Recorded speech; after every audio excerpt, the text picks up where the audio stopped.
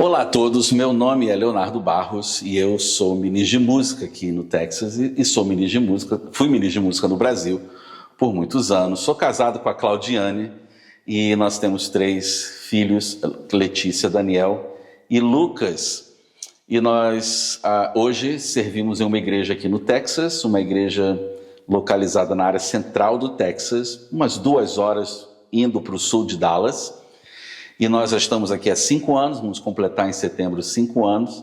E eu estou muito grato pelo convite que foi feito para mim, para participar desse Intercoros, uma grande alegria, e falar desse assunto. Eu que vivo as duas culturas, né? Eu sempre que estive aqui nos Estados Unidos, já há 16 anos, eu sempre trabalhei com a igreja americana.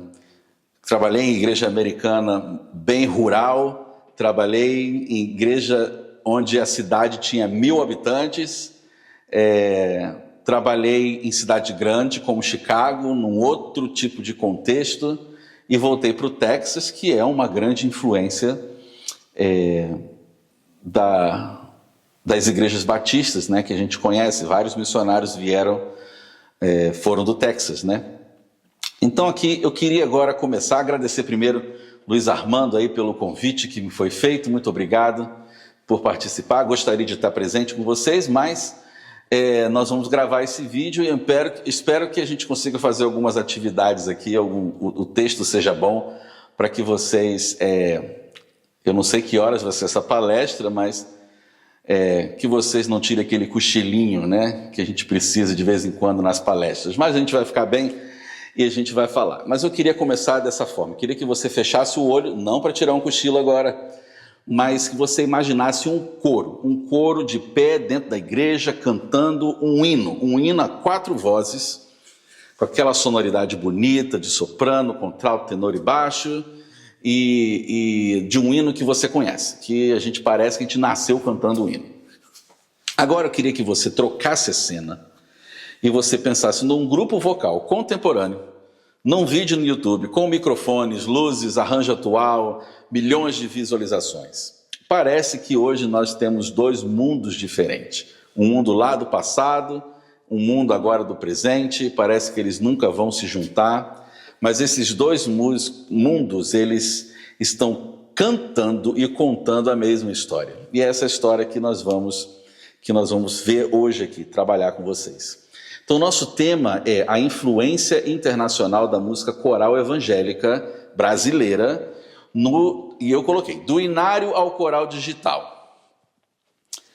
Então, aquela sonoridade coral que parece tão familiar, tão nossa, tão brasileira, na verdade, ela é resultado de séculos de história. O fruto de movimentos missionários que atravessaram oceanos, de intercâmbio entre músicos de continentes diferentes e, recentemente, da verdadeira revolução tecnológica. A música coral evangélica no Brasil não nasceu do nada e não nasceu isolada. Ela foi moldada pela união e, às vezes, pela tensão entre 2 grandes tradições, a europeia e a americana, e foi transformada pela maneira muito particular como os músicos brasileiros absorveram tudo isso, adaptaram à nossa cultura. Para vocês terem um mapa de nossa viagem, eu vou contar essa história em 5 partes ou em 5 passos. Primeiro, nós vamos às raízes, lá nos primeiros cultos do século XVI. Depois nós vamos atravessar o Atlântico com os grandes inários do século XIX. E em seguida vamos ao século XX, quando profissionalizamos a nossa prática com métodos acadêmicos de alto nível. Então chegamos ao presente, ao movimento de adoração contemporâneo, ao coro diante das câmeras. E por fim, nós vamos espiar um pouquinho o futuro, a inteligência artificial, a engenharia de áudio e as ferramentas digitais entrando no nosso fazer musical.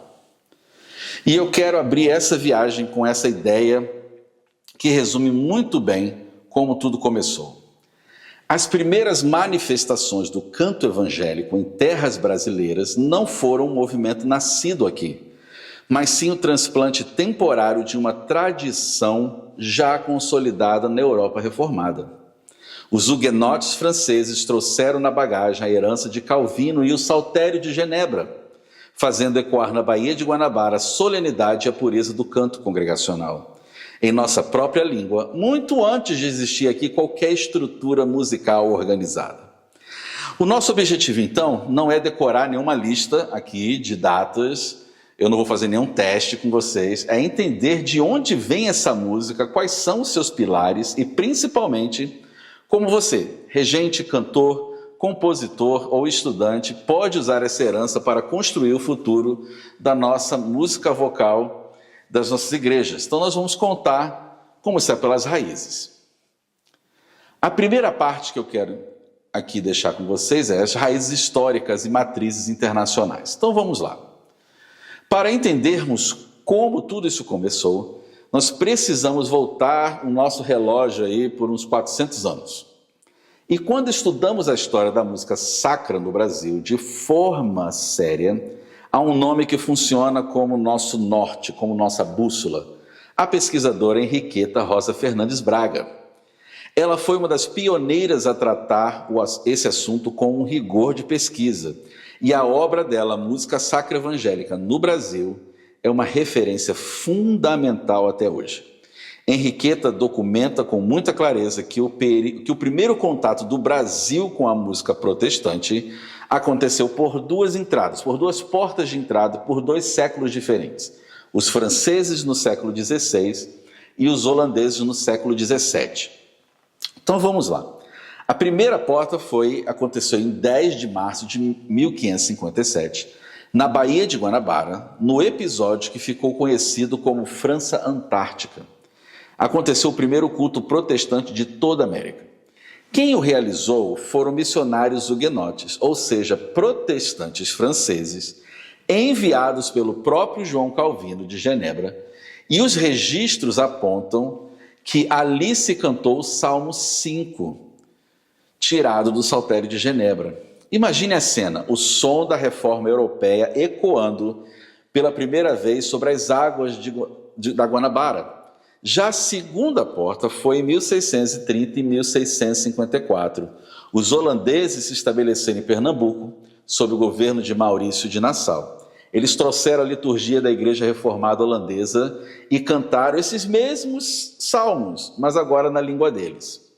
Então aqui só um parêntese para você entender, lembrando que esses salmos eram salmos metrificados. O que é isso? Pegar o salmo da Bíblia e transformá-los em versos com rima e com métrica, com um número certo de sílabas em cada linha. Exatamente como tem nas músicas de hoje, sendo ela contemporânea ou não, você tem uma métrica. E por que faziam isso? Para que qualquer pessoa, sem treino nenhum, conseguisse cantar a palavra de Deus. Era literalmente a Bíblia virando uma canção popular. Mas aqui surge uma pergunta que a gente precisa fazer. Se esses dois movimentos chegaram tão cedo, por que eles não geraram uma tradição coral mais estabelecida aqui e duradoura no Brasil colonial? A resposta claro, é a natureza das duas colônias. Eram ocupações militares temporárias e as duas terminaram com a expulsão tanto dos franceses quanto dos holandeses. Nós conhecemos a história. Não houve tempo suficiente nesse período, nem estrutura social, para fundar escola de música, seminários ou para formar qualquer coro nativo. Por isso a citação que eu li chama aquilo de transplante temporário. Foi uma tradição importada que passou por aqui, soou por um período e depois partiu. O canto daquele tempo era basicamente congregacional e uníssono, todo mundo na mesma melodia, sem aquela divisão de vozes. E o foco era memorizar o texto sagrado. Ficaram as sementes históricas, mas a terra ainda precisaria ser arada de novo, séculos mais tarde. Mas o grande divisor de águas da nossa história aconteceu mesmo no século XIX, com a abertura dos portos, em 1808. E com os acordos que vieram depois, o Brasil começou a receber missionários protestantes de forma permanente. Não mais passageira como antes. Eles vinham principalmente dos Estados Unidos e das Ilhas Britânicas. E é exatamente aqui que acontece uma virada de chave. Eu chamo essa virada de democratização da música por meio do vernáculo, por meio da nossa língua, a língua do povo, o português. Então o que mudou foi muito mais do que só o estilo musical. A música sacra deixou de ser privilégio de poucos e passou a ser cantada na língua que o povo entendia. Para vocês medirem o tamanho dessa mudança, pensem em como era antes. Até meados do século XIX, a música coral mais elaborada estava quase toda restrita à Igreja Católica Romana. Era cantada em latim, executada por clérigos ou músicos profissionais, dentro das grandes catedrais. Ou seja, o povo assistia à música, o povo não fazia música, os missionários protestantes chegam com uma filosofia totalmente diferente. Para eles, a música não é ornamento, ela é uma ferramenta de ensaio, de proclamação da fé. E por isso precisa estar ao alcance de qualquer pessoa, precisa estar na língua local. O grande pioneiro dessa virada foi o médico e missionário escocês Robert Kelly. Em 1861, Kelly, junto com a esposa dele, Sarah Kelly, publicou a primeira coletânea de hinos em português com o nome Salmos e Hinos. E olha que importante, esse volume não foi só um cancioneiro, ele foi uma pedra fundamental que alfabetizou musicalmente as primeiras gerações de protestantes brasileiros. Foi a partir dele que pequenos grupos começaram a se organizar para cantar 4 vozes, soprano, contralto, tenor e baixo. Mas agora, lendo textos teológicos profundos e, primariamente, na nossa língua. Mas tem um detalhe musical fascinante aqui, e eu não posso deixar de passar. Eu vou falar um pouquinho aqui. A estética que esses missionários trouxeram era bem diferente da grande tradição coral europeia, aquela de Bach, Handel, de Mendelssohn. Deixa eu explicar, diferente, para que a gente visualize um pouquinho. A Europa valorizava o contraponto, a polifonia. O que significa polifonia? É que quando cada voz tem a sua própria melodia, ela anda horizontalmente, com vida independente, e essas melodias vão se entrelaçando, conversando uma com as outras, como fios distintos que cruzam para formar um tecido. É sofisticado, é denso e exige anos de treino. Já a América do século XIX vivia outra realidade. Era a era dos gospel songs, no calor dos grandes movimentos de avivamento. Então, gospel songs era um estilo musical que estava proliferando nos Estados Unidos naquela época. Aqueles períodos de intenso fervor religioso que varreram os Estados Unidos, que a gente chama de Second Great Awakening, que é a segunda grande avivamento, né, que teve. Então, compositores como Ira Sankey, Fanny Crosby, entre outros, criaram um estilo com melodias marcantes, fáceis de guardar na memória, ritmos previsíveis e uma harmonia que a gente chama de homofônica. E a homofonia é o seguinte, uma música homofônica é justamente ao contrário da polifonia. Aqui todas as vozes andam juntas, no mesmo ritmo, formando blocos de acordes, como se o coro inteiro respirasse e se movesse ao mesmo tempo. Era uma música de apelo direto ao coração, pensada para alcançar grandes multidões. E aqui está o ponto que amarra toda a nossa primeira parte. Deixa eu dizer para vocês. Foi exatamente essa simplicidade que funcionou como motor de tudo. Porque um coro polifônico, à moda europeia, exigia anos de estudo e que pouca gente tinha.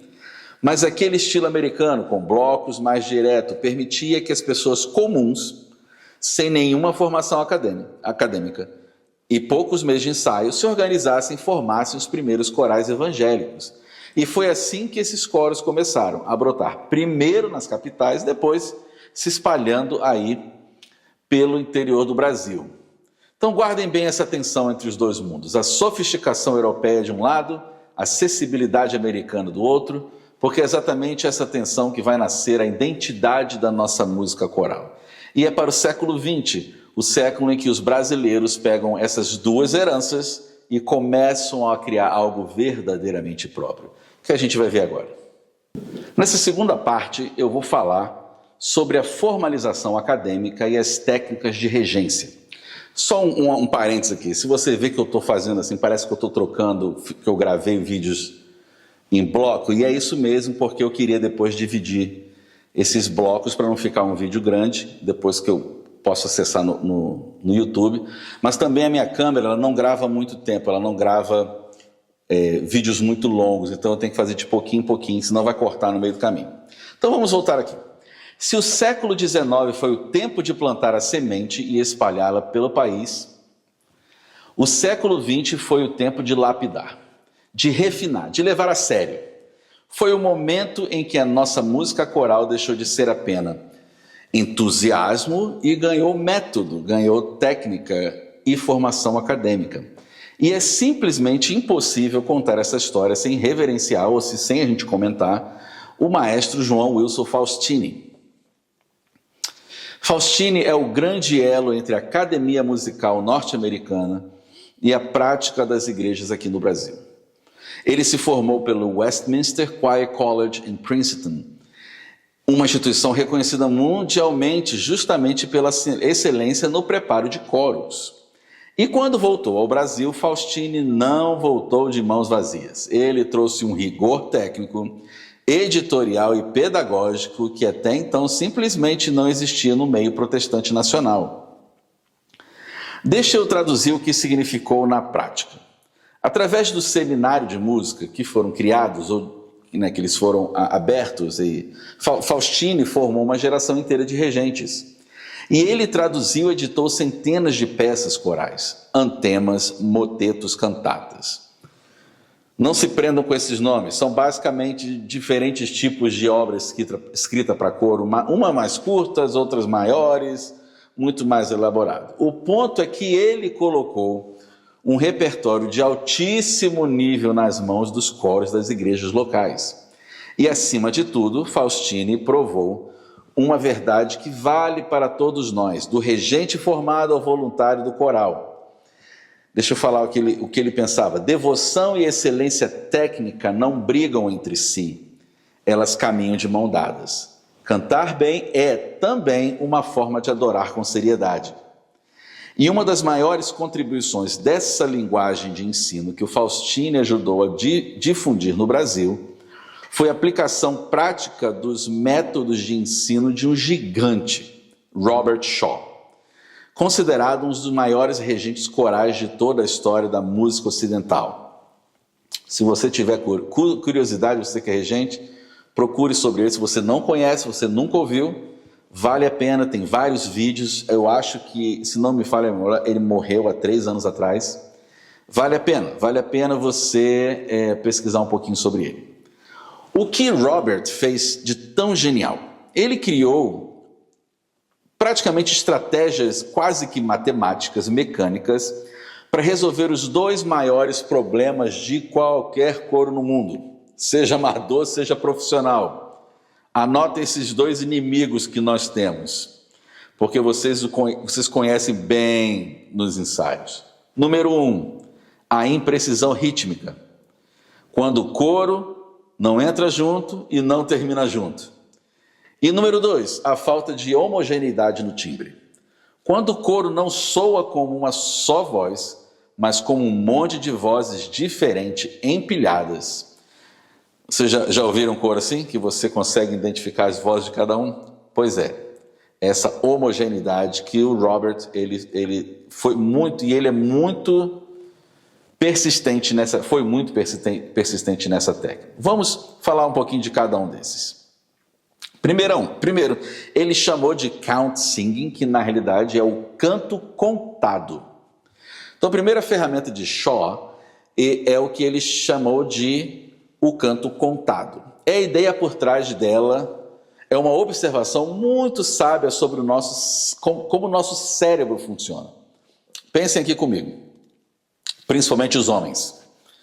Quando um cantor tenta aprender ao mesmo tempo as notas certas, o ritmo certo e a letra certa, a mente fica sobrecarregada. São tarefas demais de uma vez só. E o resultado todo mundo já viu no ensaio. Entradas atrasadas, finais de frases bagunçadas, uns terminando antes dos outros. O que Shaw propôs foi simples e brilhante. Vamos separar as tarefas, vamos isolar o ritmo, tirando a letra do caminho. O coro continua cantando as notas na altura correta, afinadinho, mas no lugar das palavras, ele canta os números das batidas do compasso. Brinquei com vocês, homens, porque a gente não consegue fazer mais de uma tarefa juntos, a gente não consegue, é uma de cada vez. Então, é a mesma coisa no coro. Então, deixa eu mostrar rapidamente como é que funciona. Nós vamos pegar o hino Grandioso és tu, ok? A frase Senhor meu Deus, quando eu maravilhado. Então é aquela frase, Senhor meu Deus, quando eu maravilhado, fico a pensar na tua criação. Eu já esqueci as letras em português, tá, gente? A gente vai pegar essa frase. Só em vez de cantar a letra, a gente vai tirar a letra e a gente vai subdividir o compasso e cantar as notas na altura exata. Só que pronunciando as batidas, o tempo. Então é mais ou menos assim, compasso quaternário, a gente vai fazer 1 e 2 e 3 e 4 e 1 e 2 e 3, 4 e 1 e 2 e 3 e 4 e 1 e 2 e 3 e 4 e 1 e 2 e 3 e 4 e 1 e 2 e 3 e 4 e 1. Eu imagino que alguns regentes que você conhece, eles fazem isso. E, gente, parece uma coisa simples, mas ajuda demais a gente solucionar problemas de ritmos. Principalmente as nossas músicas atuais, que são muito sincopadas, né? Então, isso ajuda demais a gente consertar o problema do ritmo. Então, perceba o que aconteceu. No momento em que eu tirei o texto, o cérebro do cantor parou de se preocupar com as palavras e pôde focar numa coisa, a pulsação e a precisão milimétrica do ataque. Ou seja, o instante exato em que a nota começa. O resultado é um coro que passa a cantar com um único relógio, como um relógio, um metrônomo ali, ó. Todo mundo no mesmo tempo. E aí, quando a letra volta, ela se encaixa perfeitamente naquela base rítmica que já está sólida. É uma ferramenta que serve tanto ao coro profissional quanto ao grupo de voluntários. E eu recomendo que um dia vocês façam isso para resolver aqueles probleminhas de ritmo. A segunda ferramenta que ele trouxe é a uniformidade das vogais. A segunda grande ferramenta de Robert Shaw resolve o problema do timbre. E aqui tem uma frase dele que eu quero que vocês nunca mais esqueçam. Anotem a isso, regente, se você não tem ainda. Façam um texto. Eu vou colocar aqui, talvez, aqui um caption aqui. E essa frase aqui. Num coro, vou repetir. Num coro, a gente não mistura vozes, a gente mistura vogais.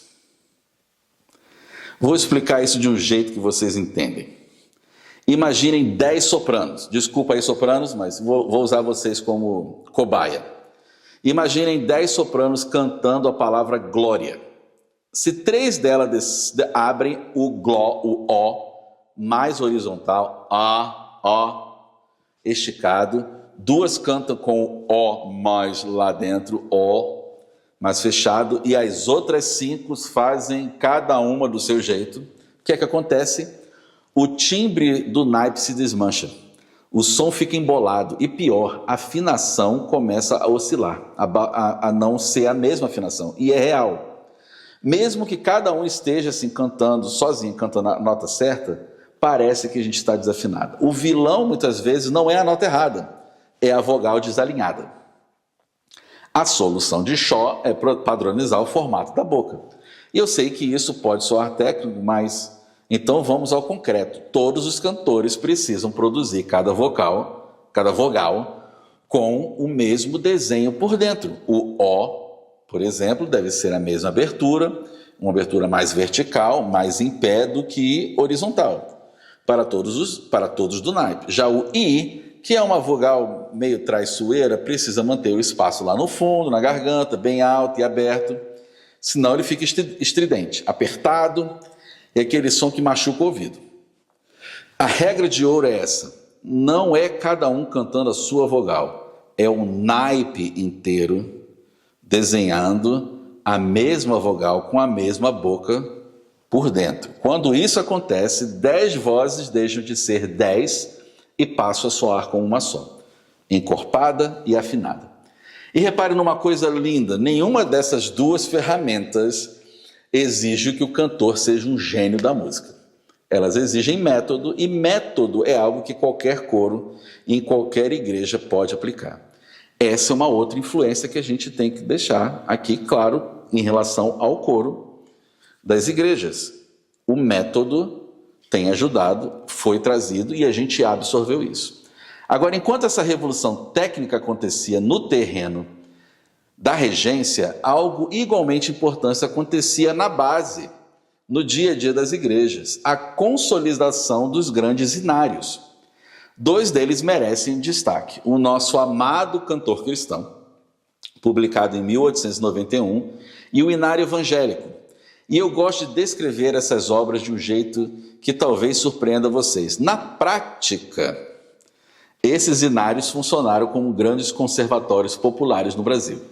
Pensem bem, e não é só no Brasil não, aqui na América também existiam inários que ensinavam música. Então eram conservatórios dentro da nossa casa. Pensem bem, não havia escola de música na esquina de cada bairro, em cada cidade, mas havia um inário em 4 vozes na mão de cada família protestante. E foi acompanhando aquelas 4 linhas, soprano, contralto, tenor e baixo, que famílias inteiras, sem nunca terem pisado num conservatório, aprenderam a ler partitura e cantar harmonia, tanto no culto quanto dentro de casa.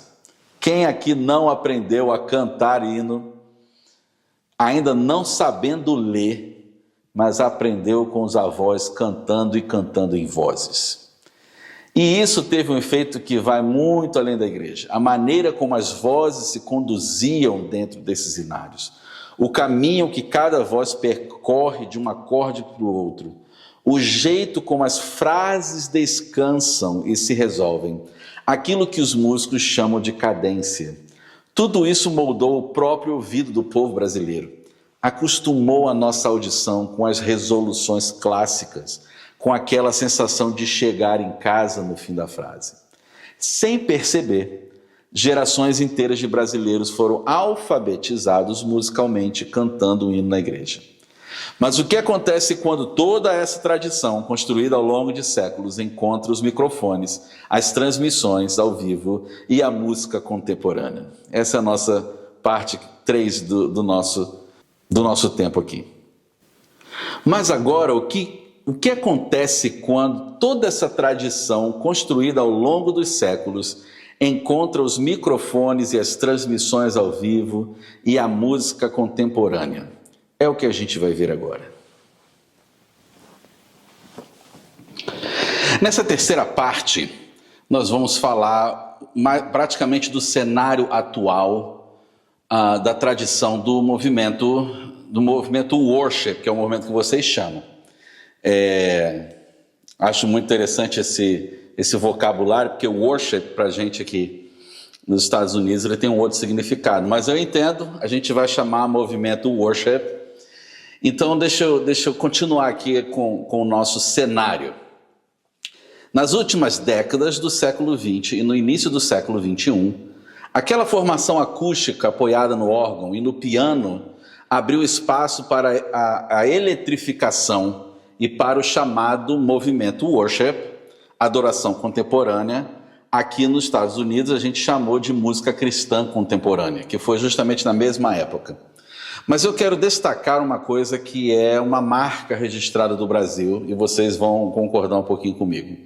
Nós nunca fomos um país que apenas importou música. Nós absorvemos, nós adaptamos e nós devolvemos com uma identidade própria.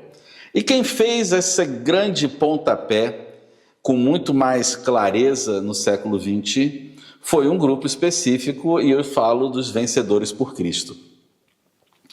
O VPC nasceu em 1968 fundado pelo missionário Jamie Camp.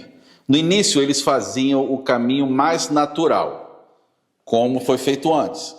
Traziam para o português as canções do que a gente chama aqui Jesus Movement, que foi um movimento jovem de avivamento que acontecia aqui nos Estados Unidos nos anos 60 e 70.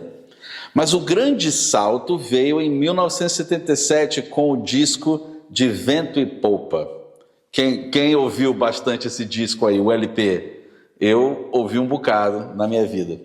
O primeiro totalmente composto por autores brasileiros como Sérgio Pimenta, Guilherme Kerr e vão outros aí, Aristeu Pires, outros. E aí está a virada. Eles trouxeram para dentro da igreja ritmos genuinamente nacionais, como a bossa nova, samba canção e até mesmo baião. E introduziram instrumentos que até então eram vistos com muita resistência nos templos: a guitarra, o baixo elétrico e, o melhor de todos, a bateria. Foi uma pequena revolução e não passou sem polêmica. Todos nós sabemos que, inclusive, até hoje ainda tem algumas igrejas que são meio, talvez não tanto, mas ainda são meio receosos de ter a bateria. Mas aqui está o ponto crucial, o detalhe que muita gente não percebeu. Mesmo com toda essa modernização, essa atualização instrumental, os arranjos vocais do VPC continuavam estruturados nas 4 vozes clássicas. O nosso soprano, contralto, tenor e baixo.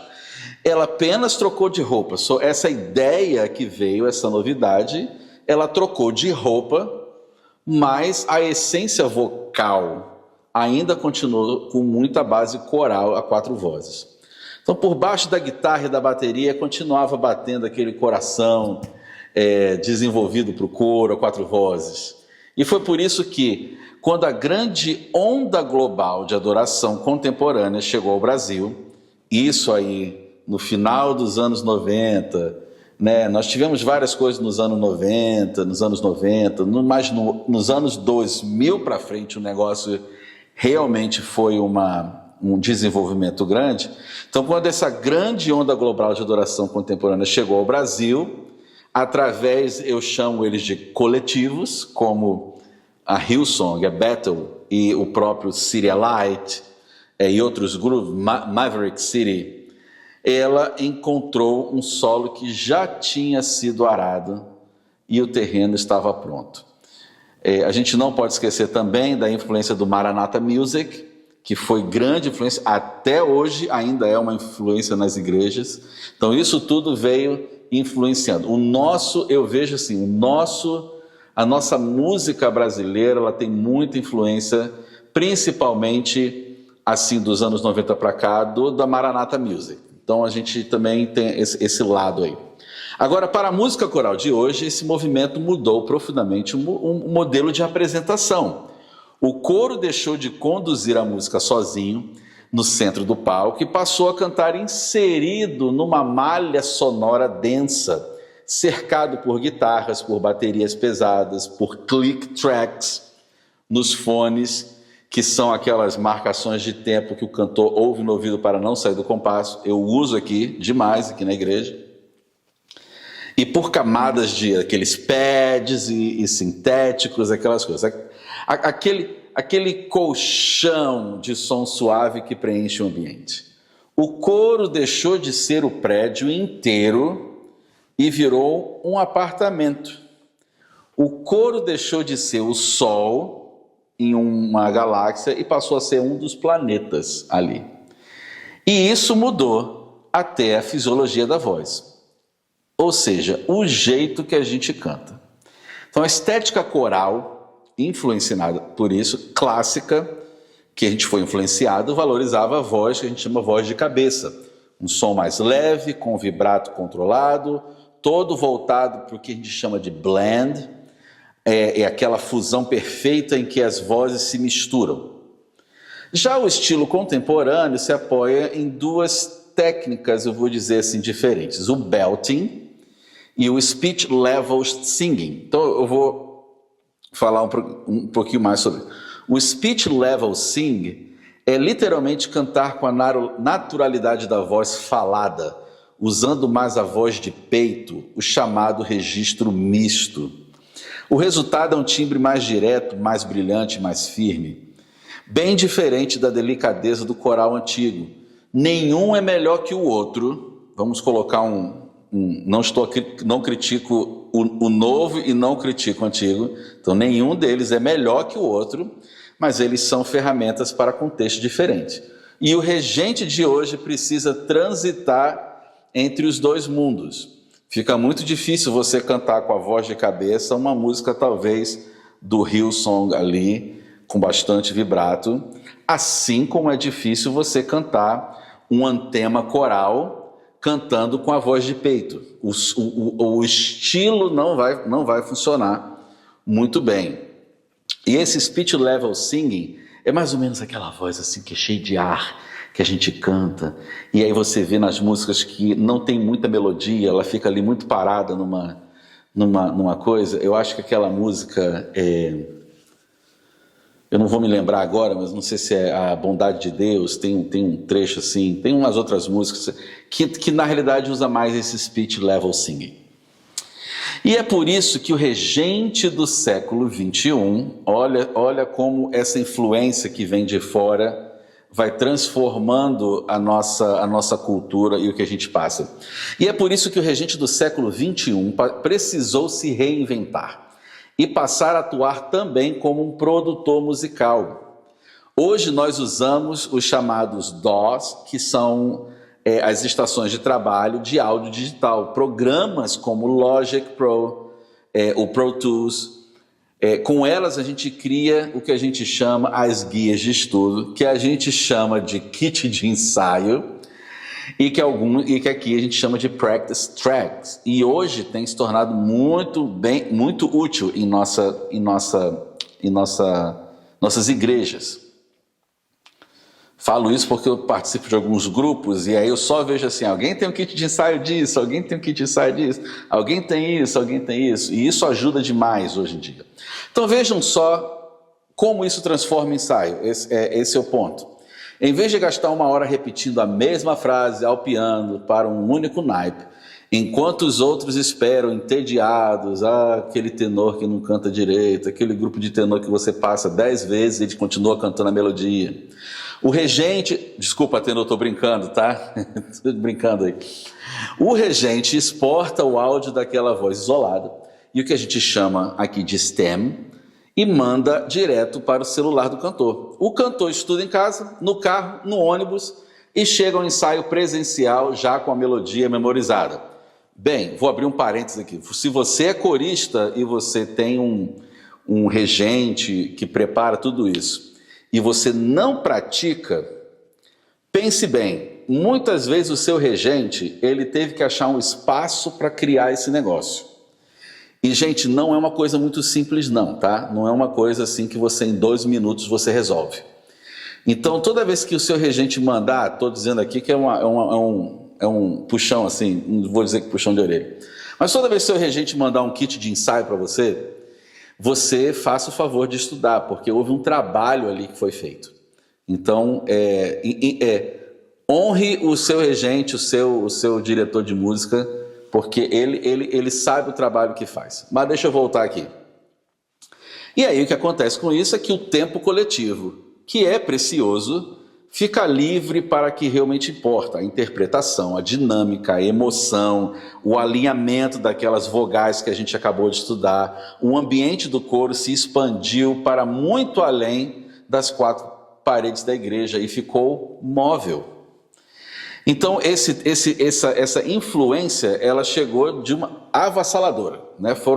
Enquanto as coisas demoraram talvez mais anos, esse tempo que agora chegou, ele foi muito rápido e a gente teve que se adaptar muito rápido a várias coisas, e é o que a gente vai falar um pouquinho na nossa parte 4 aqui do vídeo. Então voltamos aqui, chegando nessa última fronteira. E a gente passou por vários séculos, várias influências. Gente, tem muita coisa para falar, são muitas coisas que influenciam a gente. E assim, numa palestra, né, de 1 hora não dá para a gente. Então a gente está pincelando aqui várias coisas de história que a gente teve, mas a gente tem que pensar nisso. Primeiro vieram a influência dos missionários, que trouxeram os inários, e eles foram as nossas primeiras ferramentas para começar um coro.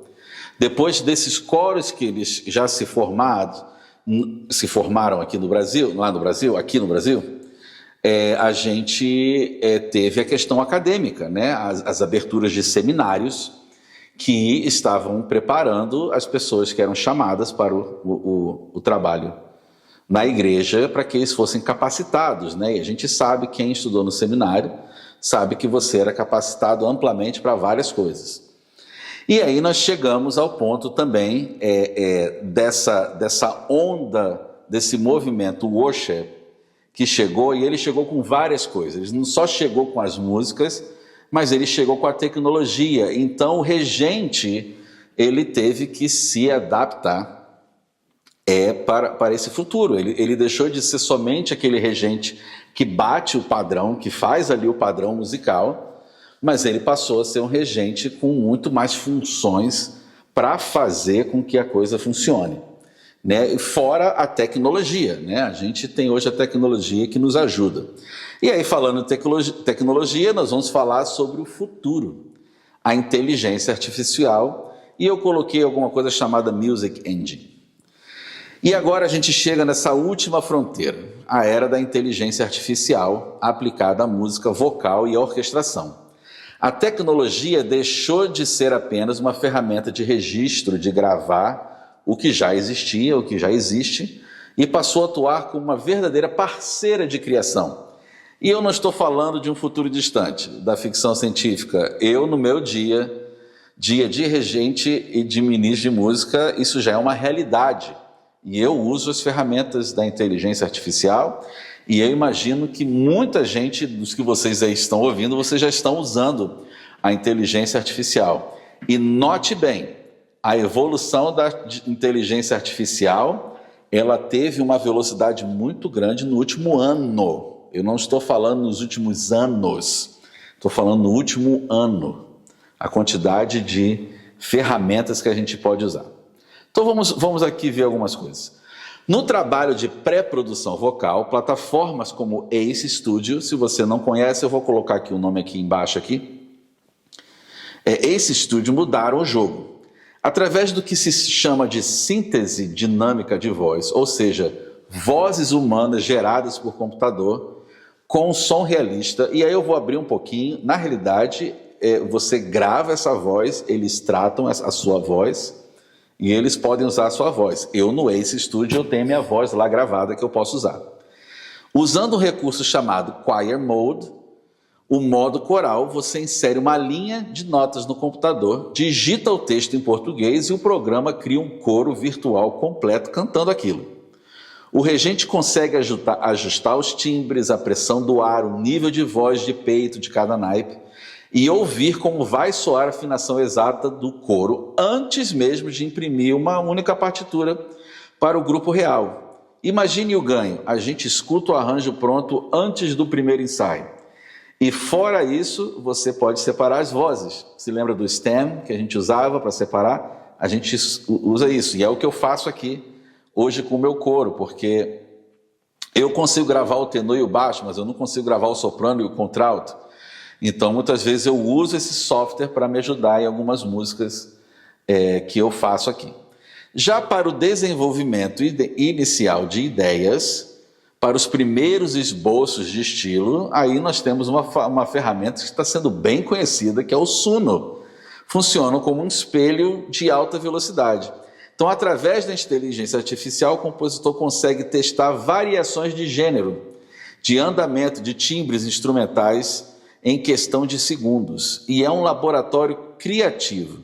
Você experimenta 10 caminhos em poucos minutos para depois escolher o melhor e desenvolvê-lo com calma.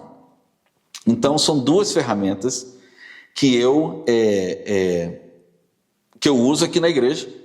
Muitas vezes eu uso o Suno por alguma composição que eu já tenho, então eu peço para criar alguma coisa, para que me ajude em algum momento. Criação de vídeos, criações corais, muitas vezes eu consigo algumas coisas, e até mesmo meu pastor. Meu pastor, ele é um grande poeta, E ele, para cada mensagem que ele faz domingo, ele cria um poema para essa mensagem. E ele vai no Suno e cria uma música. Então, para cada domingo que a gente tem um vídeo com a música dele, que tem letras maravilhosas, letras que ajudam a entender a mensagem.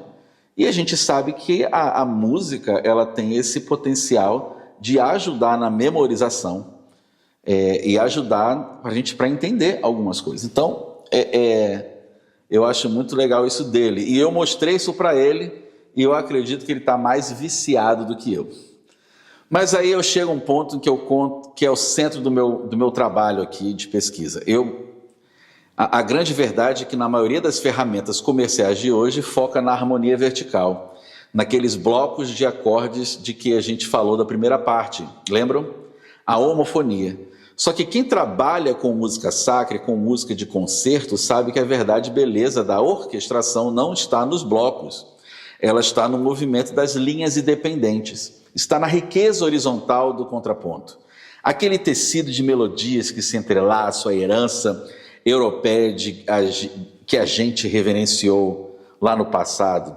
E é justamente esse raciocínio mais sofisticado que as máquinas comerciais ainda não dominam. E é exatamente por isso que eu estou desenvolvendo, eu tenho chamado de Music Engine. Quer dizer, é um software, é um AI focado em resolver esse desafio. A proposta é automatizar o raciocínio contrapontístico complexo. Funciona assim: você insere uma melodia principal de um cântico e o sistema não apenas estrutura a harmonia do coro a 4 vozes, respeitando a condução clássica das vozes, mas também distribui esse arranjo de forma automática para uma orquestra completa, repartindo as linhas entre o quinteto de cordas, a seção de madeiras, o brilho dos metais, a massa sinfônica. E mais, o software, esse AI que eu estou desenvolvendo, que eu tenho trabalhado, já tem 1 ano e meio, pelo menos, nisso, o software analisa a tessitura real de cada instrumento, ou seja, a região de notas em que cada instrumento soa bem e é capaz de tocar, e corrige erros de harmonia em tempo real. Pense no que isso representa para uma igreja comum. A igreja que não tem um arranjador residente, alguém que faça arranjos, que não pode pagar um orquestrador profissional, passa a contar com um assistente de orquestração de plantão, disponível a qualquer hora. Isso democratiza o acesso a arranjos de alto nível e deixa o maestro, o regente, um pouquinho livre para fazer aquilo que só ele pode fazer. Cuidar da interpretação e da sensibilidade do grupo. É a tecnologia servindo à arte, e não o contrário. E diante de tudo isso surge a pergunta inevitável, aquela que talvez esteja passando pela cabeça de alguns de vocês agora. A máquina vai substituir o regente, o coro físico? A inteligência artificial pode escrever notas certas, mas ela não consegue olhar nos olhos de um cantor e extrair dele a emoção que dá vida ao texto. A máquina calcula a harmonia, só o ser humano faz a música virar uma oração. A inteligência artificial gera notas e distribui naipes com uma velocidade impressionante, mas ela não tem espiritualidade e não tem sensibilidade interpretativa. O futuro, e eu estou convencido, não pertence à máquina e nem ao músico que se recusa a usá-la. O futuro pertence ao músico híbrido, aquele que honra o passado e domina a regência clássica, mas que sabe usar as ferramentas de inteligência artificial ou da tecnologia como amplificador do seu chamado, a ferramenta nas mãos certas. E aí eu chego à conclusão do nosso estudo aqui. Nós atravessamos 4 séculos juntos nesta jornada. Começamos em 1557 com os huguenotes cantando o Saltério de Genebra, sobre as águas da Guanabara. Passamos pelo século XIX com a democratização dos hinos em português através de Kelly. Vimos o refinamento técnico do século XX com o maestro Faustini e as ferramentas geniais de Robert Shaw. Honramos os vencedores por Cristo que abriram as portas da igreja para a música contemporânea e espiamos o futuro através da inteligência artificial e dos motores de orquestração, das music engines. A música coral evangélica brasileira carrega uma beleza única, e eu vou dizer o porquê. Porque ela é mestiça, como nós, o povo brasileiro. Ela uniu a sobriedade da Europa e a acessibilidade da América, e o músico brasileiro fez o que sabe fazer melhor, misturou tudo isso à nossa própria alma e devolveu ao mundo com o sotaque nosso. Receber, adaptar e devolver. Esse foi o gesto que se repetiu fielmente em cada século dessa história. E eu preciso terminar lembrando de uma coisa. Essa corrente histórica não foi construída só por grandes maestros, por nomes que entram nos livros. Ela foi construída principalmente por pessoas comuns, por gente que assumiu o compromisso de ir aos ensaios na quarta-feira à noite, de estudar a sua voz em casa, de cantar por amor, mesmo cansado depois de um dia de trabalho. Se você é uma dessas pessoas, eu quero que você ouça com clareza. Você é o próximo elo dessa história. A nossa herança não é peça de museu para ser admirada de longe. É uma tocha acesa, passada de mão em mão. E hoje ela está na sua. Então honrem o passado, mas não tenham medo das ferramentas novas. Usem a tecnologia de ponta para potencializar o dom que Deus colocou em vocês. Porque no fim de tudo, depois de toda a história, de toda a técnica, de toda a tecnologia, continua sempre sendo uma alma humana, de pé diante de um coro, transformando o som em adoração. Nenhuma máquina vai fazer isso por nós. E esse, meus amigos, é o nosso privilégio. A minha mensagem aqui para vocês é que vocês continuem cantando e fazendo uma música, e fazendo da música uma oração. Mais uma vez, muito obrigado e que Deus abençoe ricamente cada um de vocês, nos desafios diários que vocês têm aí no ministério de vocês, nos seus desafios pessoais. Vamos pensar sempre nisso, honrem o passado, mas não tenham medo do futuro. O futuro está aí, o futuro está na nossa porta. Vamos fazer o melhor uso disso. Um grande abraço a todos e que Deus abençoe a vida de cada um. Fiquem na paz.